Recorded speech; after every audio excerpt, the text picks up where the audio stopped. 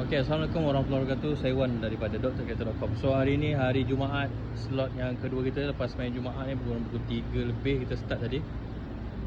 So ni satu BMW 330i.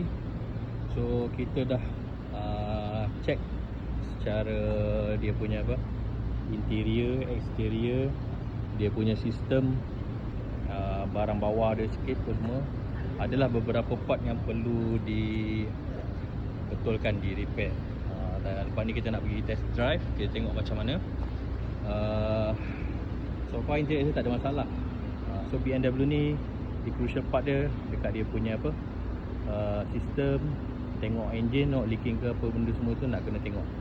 So korang yang berminat untuk dapatkan kita punya servis pressure ataupun check kereta sebelum korang jadi beli, ni kereta terpakai lah kan, supaya korang tahu apa yang korang nak kena demand, nak request kan, boleh minta murah ke apa kalau ada problem. Itulah pentingnya nak buat pre-purchase inspection, PPI. Ok, itu saja. Kalau korang minat terus masuk ke kita punya website drkereta.com. Assalamualaikum.